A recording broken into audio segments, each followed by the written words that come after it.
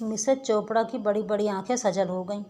उन्होंने रुदे हुए गले से कहा, रामेश्वर बाबू, दुनिया इतनी अकृतज्ञ है, मुझे ना मालूम था। इसके आगे वह कुछ बोल ना सकी।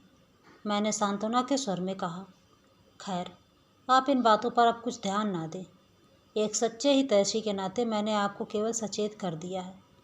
मैं आपके ही सामने अधिक क्या कहूँ, परंतु कभी कभी क्रोध आ ही जाता है और रोके नहीं रुकता। अभी निमंत्रण की लिस्ट में उन लोगों का भी नाम देखकर मैं अपने क्रोध का संवरण न कर सका और इतनी बातें आपके सामने कह दी।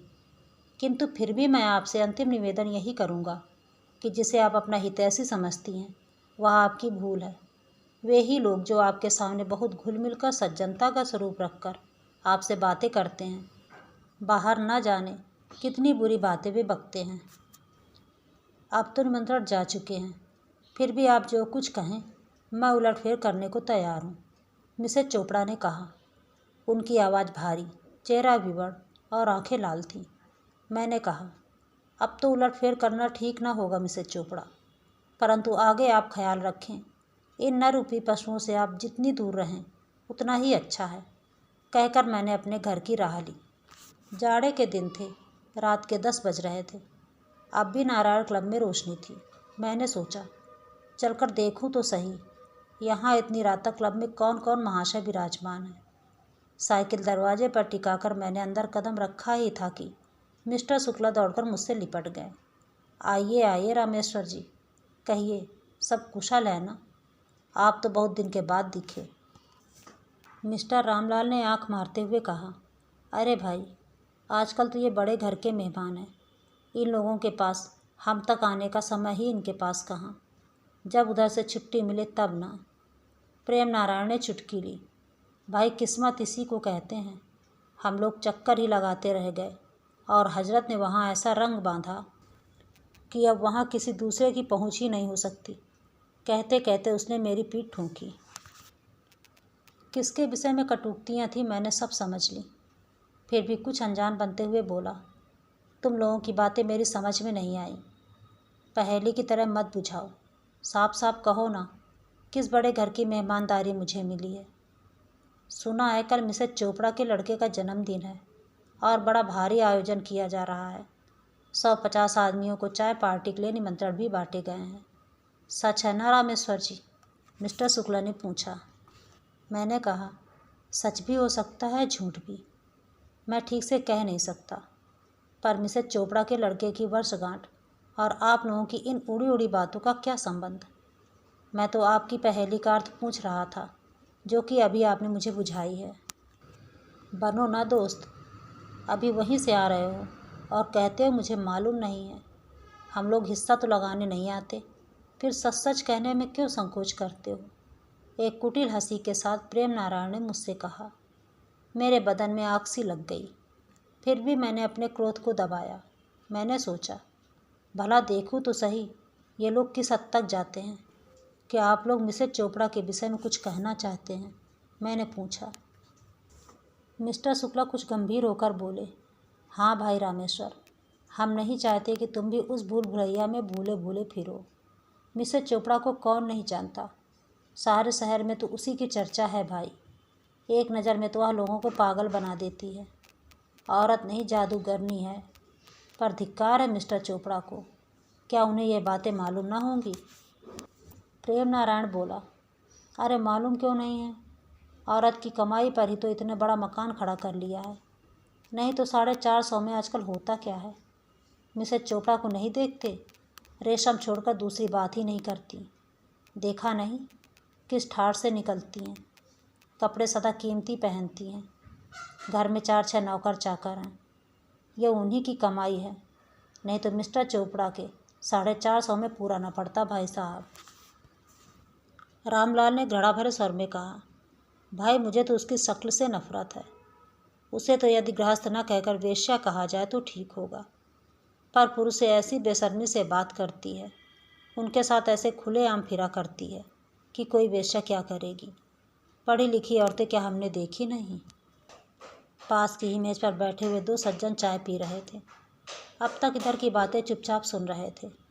शायद बात सहन शक्ति की सीमा से बाहर चली गई थी। इसलिए एक सज्जन ने कहा, बहुत बड़बड़ कर बातें तो न करिए। यदि आप लोग जरा ही पुचकारे जाएं तो कल से मिसेज चोपड़ा की जूतियां चाटने को तैयार हो जाएं। आप इतना बकते हैं तो कहिए, आपके पास क्या प्रमाण है कि मिसेज चोपड़ा का चाल चलन खराब है? मिस्टर रामलाल के मुंह पर जैसे किसी ने थप्पड़ सा मार दिया। मिस्टर भगवती प्रसाद को देखकर वे जरा सकुचाए। बोले, आप क्या जाने, मुझे तो सब मालूम है। यह इतने आदमी जो कहते हैं क्या सब झूठी है? भगवती प्रसाद ने तेज स्वर में कहा, मैं उन्हें आज 20 साल से जानता हूँ। आपका तो परिचय भी नहीं है उनसे, पर मैं तो उनके साथ वर्षों रहा हूँ, एक साथ एक मकान में। हाँ, वह जिस प्रकार के वातावरण में पली हैं वैसा ही उनका स्वभाव भी है। पर्दा उसने न बचपन से किया है न अब कर सकती है। उसकी नज़रों में स्त्री पुरुष समान है, इसलिए वह सबसे खुलकर प्रेम पूर्वक मिलती है। यही उसके आचरण का दोष है। किसी भी सुधार के काम में पुरुषों से भी सदा 2 कदम आगे रहती है। यही उसकी कमजोरी है। कहते कहते भगवती प्रसाद का चेहरा आरक्त हो गया। सब लोग चकित दृष्टि से उनकी ओर देख रहे थे। हम लोगों को अनुमान भी ना था कि भगवती प्रसाद भी मिसेज चोपड़ा से परिचित होंगे, क्योंकि हम लोग उन्हें परदेसी समझते थे। वे लाहौर से अभी 2 महीना पहले ही यहाँ आए थे। कुछ ठहर कर वे फिर बोले, लेकिन कहने वालों की ज़बान को लगाम कौन लगाए? चमड़े की ज़बान ठहरी, जिधर चाहा हिला दिया। सत्येंद्र बीच में ही बात काटते हुए बोले, पर आप क्यों नाहक इन लोगों के मुंह लगते हैं? बकते हैं, बकने दीजिए। सूरज पर धूल फेंक कर कोई उसके प्रकाश को धीमा नहीं कर सकता। धीरे धीरे रामलाल, प्रेम नारायण और मिस्टर शुक्ला खिसक गए। अब वहाँ पर मैं, सत्येंद्र और भगवती प्रसाद जी रह गए। हम लोग भी घर की ओर चले। रास्ते मुझे संबोधित करके भगवती प्रसाद ने कहा, रामेश्वर जी, तुम में इतना साहस नहीं कि इनके मुंह पर थप्पड़ लगा देते। वह तो तुम्हें भी लाछन लगा रहे थे। मुझे तो ऐसी बातें कहते तो मैं तो बिना मारे ना रहता। मेरे मुंह से कोई बात ना निकली। सच बात तो यही थी कि मिसेज चोपड़ा मेरे लिए भी एक पहेली सी थी।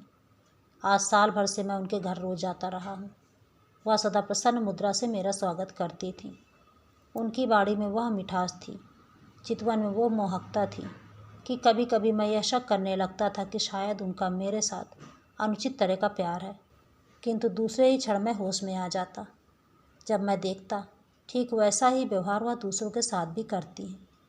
वह इतनी मिलनसार थी, स्वभाव में इतनी मधुरता थी कि हर एक मिलने वाला यही सोचा करता था कि उसके साथ ही ऐसा व्यवहार किया गया है, और साथ ही दुष्ट प्रकृति वाले ये भी सोचते कि यह उन पर आसक्त है, इसीलिए ऐसा मधुर व्यवहार करती है। मिस्टर चोपड़ा लाहौर के रहने वाले बहुत उन्नत विचार के सज्जन पुरुष थे। वे कुछ साल पहले यहाँ इंजीनियर बनकर आए थे। बड़े ही नेक, मिलनसार और उदार चरित्र के पुरुष थे। स्त्री भी उनकी उन्हीं के अनुरूप थी। उन्होंने किसी विद्यालय से कोई डिग्री तो ना हासिल की थी, फिर भी उनकी शिक्षा बहुत ऊंची, विचार बहुत परिपक्व और आदर्श महान थे। पति पत्नी में बहुत प्रेम और विचारों में बड़ी समानता थी। यह एक आदर्श जोड़ी थी। मिसेज बीड़ा चोपड़ा अपने माता पिता की अकेली संतान थी। उनके पिता सुधारक सभा के प्रेसिडेंट थे। वह पुरानी लकीरों के फकीर ना थे। बीड़ा अपने पिता के साथ साथ छुटपन से ही सभा सोसाइटियों में जाती थी और अक्सर व्याख्यान भी दिया करती थी। स्त्री पुरुष उसके लिए समान थे। वह पुरुषों से भी उसी प्रकार निसंकोच भाव से मिल सकती थी जैसे स्त्रियों से, लेकिन पिछड़े हुए समाज में बीड़ा का इस प्रकार निसंकोच भाव से पर पुरुषों से मिलना, अकेली सभा सोसाइटियों में चले जाना, किसी दूसरे व्यक्ति के साथ अकेली वापस आना पाप हो गया। पहले तो लोग कुछ अधिक ना कह सकते थे, किंतु इधर जब से अछूतोद्धारणी सभा का निर्वाचन हुआ और शहर में इतने महानुभावों के रहते हुए भी अछूतोद्धारणी सभा की अध्यक्षा बीड़ा देवी चुनी गई, और इस सिलसिले में उन्हें बहुत से व्यक्तियों से मिलना जुलना पड़ा, बहुत जगह आना जाना पड़ा। कई ऐसे व्यक्तियों से भी संपर्क रखना पड़ा जिनसे शायद बीड़ा कभी मिलना भी ना चाहती, तो उन लोगों को खुलेआम बकने का मौका मिला। जिन्हें बीड़ा की चाल चलन ना पसंद थी, उन्हें बीड़ा का दिया हुआ सम्मान फूटी आँख ना सुहाता था। 1, 2, 3, 4 नहीं, बीड़ा के साथ जिसने भी सहानुभूति प्रदर्शित की जिस किसी ने उसके साथ घंटे आध घंटे बात की वह बीड़ा का प्रेमी हो गया। दूसरे दिन मिसेज चोपड़ा के यहाँ वर्षगांठ का समारोह था।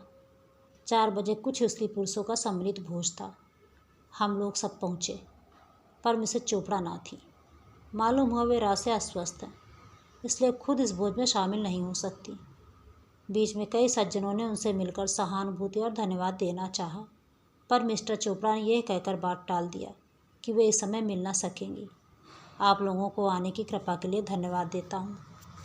सब लोगों के जाने पर मैंने, भगवती प्रसाद और सत्येंद्र ने मिसेज चोपड़ा के ड्राइंग रूम में प्रवेश किया। वह बैठी अपने बच्चों को कपड़े पहना रही थी। मुझे देखते ही आदर प्रदर्शित करते हुए उन्होंने अभिवादन किया। भगवती प्रसाद और सत्येंद्र को उन्होंने कुछ ना कहा, पर वे लोग बहुत समीप जाकर बैठ गए। अब मैं समझा इनका संबंध कितना घनिष्ठ है। क्या सचमुच आपकी तबीयत खराब थी?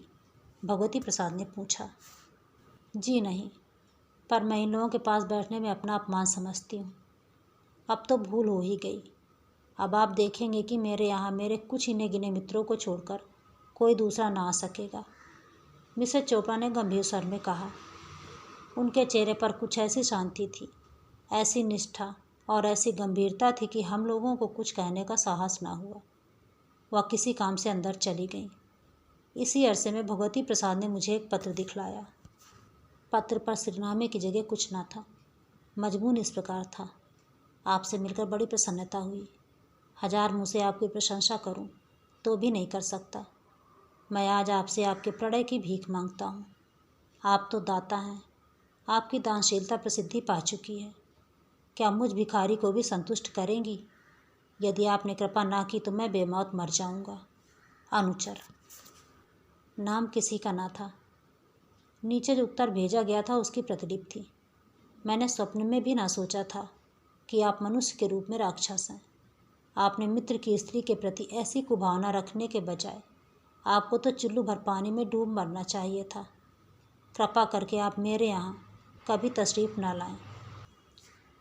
पत्र पढ़कर मैंने विस्फारित नेत्रों से भगवती प्रसाद की ओर देखा।